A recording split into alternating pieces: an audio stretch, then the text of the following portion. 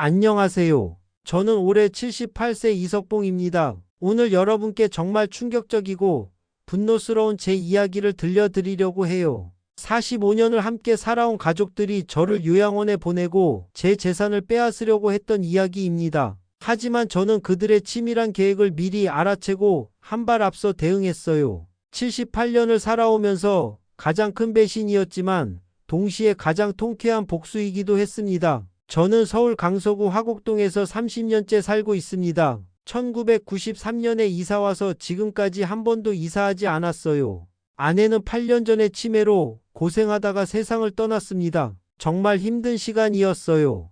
5년간 간병하면서 제 건강도 많이 상했거든요. 저는 대한민국에서 가장 큰 조선소 중 하나인 현대중공업에서 35년간 용접기사로 일했습니다. 열악한 환경에서 일했지만 성실하게 근무해서 퇴직할 때 상당한 퇴직금을 받았어요.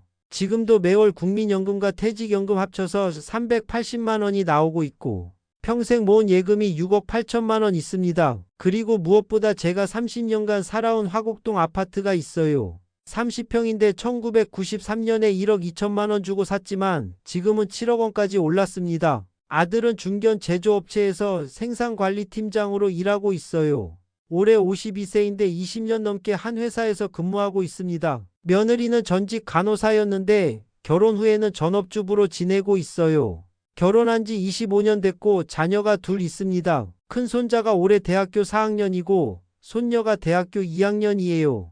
아들네는 강서구 발산동에 있는 25평 전세 아파트에서 살고 있었어요. 전세 보증금이 4억 원인데 아들 수입으로는 빠듯한 상황이었어요. 손자가 대학교에 다니고 손녀도 곧 대학에 갈 예정이라 교육비 부담도 만만치 않았고요. 아내가 먼저 세상을 떠나고 나서 6년 동안 혼자 살았는데 정말 외롭고 힘들었어요. 그동안 아내와 함께 했던 모든 일상이 혼자가 되니까 너무 어색하고 공허했거든요. 아침에 일어나면 아내 몫의 밥도 차려놓곤 했어요. 습관이라는 게 무섭더라고요.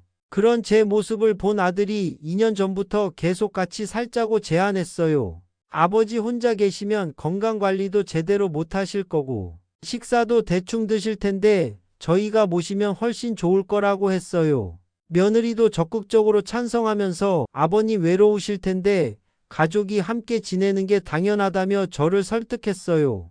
처음에는 거절했어요. 젊은 사람들 살림에 늙은이가 끼어들면 불편할 거라고 생각했거든요. 하지만 아들이 정말 간절하게 부탁했어요. 아버지가 혼자 계시는 걸 보면 마음이 너무 아프다며 자신들이 효도할 기회를 달라고 했어요. 며느리도 매일 전화해서 아버님 혼자 드시는 식사 걱정된다며 함께 살자고 권했어요. 특히 아버님이 계시는 집이 넓으니까 모든 가족이 함께 살면 훨씬 좋을 거라고 말했어요. 전세 아파트보다 훨씬 넓어서 아이들도 좋아할 거라고 했어요. 손자, 손녀들도 할아버지 혼자 계시는 게 걱정된다며 같이 살자고 했어요. 손자는 대학 졸업하면 취업 준비하느라 바쁠 텐데 할아버지가 계시면 격려도 받을 수 있을 거라고 말했어요. 손녀도 할아버지랑 같이 살고 싶다며 재롱을 부렸어요. 그리고 며느리가 결정적인 말을 했어요. 아버님 혼자 계시는 것도 걱정이고 저희도 전세금 때문에 부담이 큰데 함께 살면 서로 도움이 될 거라고 했어요. 아버님 집이 넓으니까 가족들이 모두 편하게 살 수 있을 거라고 말했어요. 결국 2년 전 봄에 아들 4가족이 제 집으로 이사 왔습니다. 저는 안방을 그대로 쓰고 아들 부부는 작은 방을, 손자와 손녀는 각각 나머지 방을 썼어요. 30평이 되니까 가족 5명이 살기에는 충분했어요. 처음 1년 정도는 정말 행복했어요. 그동안 혼자 먹던 밥을 가족들과 함께 먹으니까 얼마나 좋던지요. 며느리가 요리를 잘해서 매일 맛있는 음식을 해줬어요. 밑반찬도 제가 좋아하는 걸로 만들어주고 과일도 깎아서 갖다 줬어요. 손자, 손녀들도 할아버지가 계시니까 좋다며 학교에서 있었던 일들을 매일 얘기해줬어요. 손자는 취업 걱정을 저한테 털어놓기도 하고 손녀는 대학 생활 얘기를 재미있게 들려줬어요. 정말 화목한 가정이었어요. 아들도 회사에서 부모님 모시고 산다고 동료들에게 자랑했나 봐요. 어느 날 회사 후배가 집에 놀러 왔는데 형님이 정말 효자라며 요즘 같은 시대에 부모님 모시고 사는 사람이 몇이나 되겠냐고 칭찬하더라고요. 그 말을 듣고 정말 뿌듯했어요. 며느리도 동네 사람들한테 시아버님 모시고 산다고 말하면서 어르신이 계시니까 집안이 든든하다고 말했어요. 아이들도 할아버지한테 많은 걸 배운다며 좋아했다고 해요. 그런데 작년 여름부터 조금씩 분위기가 달라지기 시작했어요. 처음에는 사소한 변화였어서 별로 신경 쓰지 않았는데 시간이 지날수록 뭔가 이상하다는 느낌이 들었어요. 며느리가 친구들과 통화할 때 들리는 내용이 예전과 달라졌어요. 친구가 시아버지랑 같이 사는 게 어떠냐고 물으면 며느리가 한숨 쉬면서 생각보다 힘들다고 말하더라고요. 어르신이 계시니까 자유롭게 외출하기도 어렵고 집안 분위기도 조심스럽다고 불평했어요. 더 충격적인 건 며느리가 친구에게 이런 말을 했어요. 아버님 집이 7억 원이나 되는데 언젠가는 상속받을 거라며 그때까지는 참아야 한다고 말하더라고요. 그리고 아버님이 연세도 많으시니까 오래 기다리지는 않을 거라고 했어요. 손자, 손녀들도 예전과 달라졌어요. 친구들을 집에 데려오는 일이 줄어들었거든요. 예전에는 자주 친구들을 집에 데려와서 할아버지께 인사시키고 갔는데 어느 순간부터 그런 일이 없어졌어요. 어느 날 손녀가 친구와 전화 통화하는 소리를 우연히 들었는데 할아버지 계시면 불편하다며 카페에서 만나자고 하더라고요. 그리고 집에서 파티하고 싶지만 할아버지 때문에 못한다고 불평했어요. 손자도 마찬가지였어요. 취업 준비로 스트레스 받는다며 집에서 조용히 공부하고 싶다고 자주 말했어요. 할아버지가 TV 보시는 소리가 신경 쓰인다며 이어폰을 사달라고 하더라고요. 아들도 예전처럼 저와 대화하는 시간이 줄어들었어요. 퇴근하고 오면 피곤하다며 방에서 쉬는 시간이 많아졌어요. 주말에도 골프 모임이 늘어났다며 자주 나가더라고요. 가장 충격적인 순간은 작년 가을이었어요. 제가 밤에 화장실을 가려다가 아들 부부가 침실에서 나누는 대화를 우연히 들었거든요. 방문이 살짝 열려 있어서 소리가 새어나왔어요. 며느리가 아들에게 정말 답답하다며 하소연하고 있었어요. 아버님 때문에 집 분위기가 너무 조심스럽다고 말하더라고요. 친구들도 집에 못 부르겠고 자유롭게 생활하기 어렵다며 불평했어요. 그러면서 며느리가 이런 말을 했어요. 언제까지 이렇게 살아야 하냐며 아버님이 7억 원짜리 집 주인이라고 해서 눈치만 봐야 하는 게 싫다고 했어요. 자신들도 이 집에서 살 권리가 있다며 아버님이 너무 오래 사신다고 불평했어요. 아들이 그럼 어떻게 하자는 거냐고 묻자 며느리가 놀라운 말을 했어요. 요즘 좋은 실버타운이 정말 많다며 거기서 또래분들과 어울리시는 게 아버님한테도 훨씬 좋을 거라고 했어요. 혼자 계시면 심심하실 텐데 비슷한 연배분들과 함께 지내시면 훨씬 활기차게 사실 거라고 말했어요. 더 황당한 건 며느리가 이미 인터넷으로 여러 곳을 알아봤다는 거였어요. 시설도 좋고 프로그램도 다양한 곳들이 많다며 월 비용도 아버님 연금으로 충분히 감당할 수 있다고 계산까지 해뒀더라고요. 아들이 그럼 이 집은 어떻게 되느냐고 묻자 며느리가 아버님이 실버타운에 가시면 당연히 자신들이 이 집을 관리해야 한다고 말했어요. 나중에 상속받을 집이니까 미리 관리하는 게 당연하다며 아이들도 이제 대학생인데 좀 더 자유로운 환경에서 지내야 한다고 했어요. 그때 아들이 아버지한테 어떻게 말씀드릴지 걱정이라고 하자 며느리가 천천히 설득해 보자고 말했어요. 아버님이 외로워하시는 것 같다며 좋은 곳을 소개해 드린다고 하면 될 거라고 했어요. 손자, 손녀 얘기도 나왔어요. 며느리가 아이들이 할아버지 때문에 많이 불편해한다며 이제 성인이 된 아이들에게 자유로운 환경을 만들어줘야 한다고 말했어요. 할아버지가 없으면 집에서 파티도 할 수 있고 친구들도 자유롭게 부를 수 있을 거라고 했어요. 그날 밤 정말 잠을 이룰 수가 없었어요. 평생 정성껏 키운 아들과 25년간 믿고 지낸 며느리가 저를 내쫓으려고 하다니 7억 원짜리 제 집에서 저를 쫓아내고 자신들이 차지하려는 계획을 세우고 있었던 거예요. 그것도 모자라서 제 연금까지 계산해서 실버타운 비용을 산출해뒀다니 정말 치밀하고 계산적이었어요. 78년을 살아오면서 가족에게 이렇게 큰 배신감을 느낀 건 처음이었어요. 다음 날부터 저는 이들을 다른 시각으로 보기 시작했어요. 그동안 가족의 따뜻함이라고 생각했던 것들이 모두 가식으로 느껴졌어요. 며느리가 해주는 음식도, 손자 손녀들의 안부 인사도, 아들의 관심도 모든 게 거짓으로 보였어요. 며칠 후부터 며느리의 본격적인 작전이 시작됐어요. 아버님이 요즘 많이 심심해 하시는 것 같다며 걱정스럽다고 말하기 시작했어요. 혼자 계실 때가 많으니까 우울해지실까봐 걱정된다며 새로운 환경이 필요한 것 같다고 넌지시 얘기했어요. 아들도 맞장구를 치면서 아버지 연세를 생각하면 또래 분들과 어울리시는 게 정신 건강에도 좋을 거라고 말했어요. 집에서 TV만 보고 계시지 말고 다양한 활동을 하시는 게 좋겠다며 좋은 프로그램이 있는 곳을 알아보겠다고 했어요. 손자도 가세해서 할아버지가 집에만 계시니까 답답하실 거라며 새로운 취미라도 만드시는 게 어떻겠냐고 말했어요. 손녀도 할아버지 또래 분들과 친구 사귀시면 훨씬 재미있을 거라며 좋은 곳이 있는지 알아보겠다고 했어요. 며느리는 동네 사람들한테도 여론 조성을 시작했어요. 아파트 엘리베이터에서 이웃을 만나면 시아버님이 요즘 많이 심심해 하시는 것 같다며 좋은 실버 프로그램을 알아보고 있다고 말하더라고요. 혼자 계시는 시간이 많아서 걱정이라며 전문적인 케어를 받을 수 있는 곳을 찾고 있다고 했어요. 이들의 계획이 얼마나 구체적으로 진행되고 있는지 알게 된 건 정말 우연이었어요. 며느리가 마트에 장 보러 간 사이에 거실에서 청소를 하고 있었는데 소파 틈새에 종이가 끼어 있더라고요.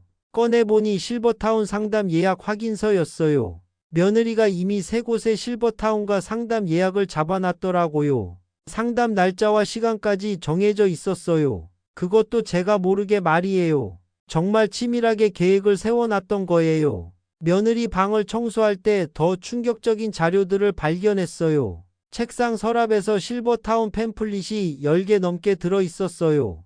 각각 다른 업체들이었는데 모두 꼼꼼히 살펴본 흔적이 있었어요. 중요한 부분에는 형광펜으로 체크까지 해뒀더라고요. 더 충격적인 건 그 옆에 있던 노트였어요. 실버타운 비교표가 정말 자세히 작성되어 있었어요. 어실버타운월 420만원 시설 좋음 의료진 상주, 비실버타운월 380만원 프로그램 다양 교통 편리, C실버타운월 450만원, 개인실 넓음 식사 만족도 높음 이런 식으로 각 업체의 장단점을 세세하게 비교해 뒀더라고요. 그리고 마지막 페이지에는 제 재산 상황이 정확히 기록되어 있었어요. 아버님 연금 380만원, 예금 6억 8천만원, 화곡동 아파트 시세 7억 원. 정말 세세하게 파악해뒀더라고요. 그 밑에는 이런 계산이 적혀 있었어요. 연금 380만원으로 실버타운월 비용 충당, 예금으로 기타 비용 및 용돈, 아파트는 우리 가족이 거주하며 관리 후 상속. 정말 치밀하게 계산해뒀더라고요. 마지막에는 일정표까지 있었어요. 11월 실버타운 견학, 12월 입소 신청, 1월 입소 완료, 2월부터 집 리모델링. 정말 단계별로 상세한 계획을 세워뒀던 거예요. 그때 저는 이들과 정면 승부를 해야겠다고 결심했어요. 더 이상 당할 수만은 없었거든요. 하지만 섣불리 행동해서는 안 되겠다고 생각했어요. 저도 치밀하게 계획을 세워서 대응해야겠다고 마음먹었어요. 먼저 법무법인을 찾아가서 상담을 받았어요. 제 상황을 자세히 설명하고 재산을 보호할 방법을 문의했어요. 변호사는 가족들의 행위가 명백한 재산 침해 시도라며 미리 법적 보호 조치를 취해야 한다고 조언했어요. 재산 보호를 위해 유언장 작성과 신탁 설정 등 다양한 방법을 알려줬어요. 특히 가족들이 나중에 재산을 함부로 처분하지 못하도록 법적 장치를 마련하는 게 중요하다고 강조했어요. 그 다음에는 은행에 가서 예금을 분산 관리하기 시작했어요. 6억 8천만 원을 여러 통장으로 나눠서 각각 다른 은행에 맡겼어요. 만약 이들이 제 통장을 가져가더라도 전체 재산을 다 빼앗기지 않도록 대비한 거였어요. 집에 대해서도 보호 조치를 취했어요. 부동산 신탁회사에 문의해서 집을 신탁으로 보호하는 방법을 알아봤어요. 필요하면 언제든 신탁 등록을 할 수 있도록 모든 서류를 준비해 뒀어요. 며느리가 드디어 본격적인 행동에 나섰어요. 어느 날 저녁 식사 후에 며느리가 조심스럽게 말을 꺼냈어요. 아버님이 요즘 많이 심심해 하시는 것 같다며 좋은 프로그램이 있는 곳을 견학해보는 게 어떻겠냐고 제안했어요. 다음 주 토요일에 첫 번째 실버타운 견학을 갔어요. 온 가족이 함께 갔는데 정말 대단한 시설이었어요. 5성급 호텔 수준의 인테리어에 수영장, 헬스장, 도서관, 카페 등 각종 편의시설이 완비되어 있었어요. 상담원이 친절하게 안내해주면서 입소 절차와 비용에 대해 자세히 설명해줬어요. 월 비용이 420만 원인데 이 정도 시설이면 저렴한 편이라고 하더라고요. 삼식 제공에 간식까지 포함이고 의료진이 24시간 상주한다고 했어요. 며느리와 아들이 굉장히 관심 있어 하면서 질문을 많이 했어요. 언제부터 입소 가능한지, 필요한 서류는 뭔지, 비용은 어떻게 지불하는지 정말 꼼꼼히 물어보더라고요. 저는 시설은 정말 좋지만 아직 집에서 더 지내고 싶다고 말했어요. 그러자 며느리가 조금 실망한 표정을 지었어요. 하지만 곧 미소를 지으며 천천히 생각해 보시라고 말했어요. 세 번째 견학까지 마친 후 집에 돌아와서 가족 회의를 했어요. 어느 곳이 가장 마음에 드는지, 언제쯤 입소하고 싶은지 의견을 물어보더라고요. 저는 여전히 더 생각해 보고 싶다고 말했어요. 그러자 아들이 아버지 나이를 생각하면 너무 늦으면 안 된다며 빨리 결정하시는 게 좋겠다고 재촉했어요. 그때 저는 더 이상 미룰 수 없겠다고 생각했어요. 이들의 계획이 점점 구체화되고 있었고 제가 계속 미루면 결국 억지로라도 보내려고 할 것 같았거든요. 마침내 결정적인 순간이 왔어요. 어느 날 저녁 온 가족이 모인 자리에서 며느리가 실버타운 입소를 재촉했어요. 이제 더 이상 미룰 수 없다며 이번 주 안에 결정하시라고 말했어요. 그때 저는 모든 카드를 공개했어요. 여러분들이 지난 몇 달 동안 무슨 계획을 세웠는지 다 알고 있다고 선언했어요. 온 가족이 당황한 표정을 지었어요. 며느리와 아들이 무슨 말씀이냐며 놀라는 척했지만 저는 침착하게 하나하나 지적해 나갔어요. 며느리가 서랍에 숨겨둔 실버타운 자료들, 제 재산 상황을 세세히 조사한 것, 입소 일정까지 미리 계획해둔 것 모든 걸 다 안다고 말했어요. 아들과 며느리가 밤에 나눴던 대화도 다 들었다고 말했어요. 저를 실버타운에 보내고 7억 원짜리 제 집을 차지하려는 계획도 다 안다고 했어요. 며느리의 얼굴이 새하얘졌어요. 아들은 그게 뭐가 잘못됐느냐며 아버지를 위해서 생각한 일이라고 변명했어요. 하지만 저는 제 집과 재산을 노리고 한 짓이라고 단호하게 말했어요. 저는 이미 모든 준비를 마쳤다고 선언했어요. 재산은 안전하게 보호 조치를 해뒀고 집도 함부로 건드릴 수 없게 법적 장치를 해뒀다고 말했어요. 그리고 내일부터 이 집에서 나가라고 통보했어요. 7억 원짜리 제 집을 차지하려고 친아버지를 속인 가족들과는 더 이상 함께 살 수 없다고 말했어요. 아들이 그럼 자신들은 어디로 가야 하냐고 물었어요. 저는 원래 살던 전세 아파트로 돌아가라고 말했어요. 저를 실버타운에 보내려고 했을 때는 제 처지를 생각하지 않았으면서 이제 와서 자신들 걱정을 하냐고 반박했어요. 며느리가 갈 곳이 없다며 울면서 빌었지만 저는 들어주지 않았어요. 제가 실버타운에 가면 갈 곳이 있었냐고 되물었어요. 자신들은 7억 원짜리 집을 차지하려고 했으면서 이제 와서 갈 곳이 없다고 하냐고 따졌어요. 결국 이들은 한 달 만에 이 집에서 나갔어요. 다시 전세 아파트를 구해야 했는데 전세금이 많이 올라서 대출까지 받아야 했다고 하더라고요. 그동안 제 집에서 편하게 살면서 전세금 마련을 제대로 하지 않았던 거예요. 지금 저는 혼자서 정말 편안하게 살고 있어요. 그동안 가족들 눈치 보느라 못했던 일들을 마음껏 하고 있어요. 아침에 일어나서 제가 좋아하는 시간에 식사하고 TV도 마음껏 보고 정말 자유로워요. 동네 노인정에도 나가서 또래 분들과 어울리고 있어요. 바둑도 두고 화투도 치고 가끔 등산도 함께 가요. 혼자 사는 다른 어르신들과 서로 안부도 묻고 도움도 주고받으면서 지내고 있어요. 건강도 많이 좋아졌어요. 스트레스가 없어지니까 잠도 잘 오고 식욕도 좋아졌어요. 혈압도 정상으로 돌아왔고 무엇보다 마음이 편해졌어요. 경제적으로도 여유로워요. 집세 걱정 없이 제 집에서 살고 있고 연금으로 생활하기에 충분해요. 가끔 친구들과 외식도 하고 여행도 계획하고 있어요.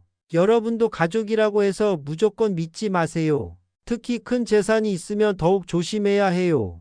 가족들의 행동에 수상한 점이 보이면 미리 대비하는 것이 좋습니다. 저처럼 당하기 전에 먼저 자신을 보호하세요.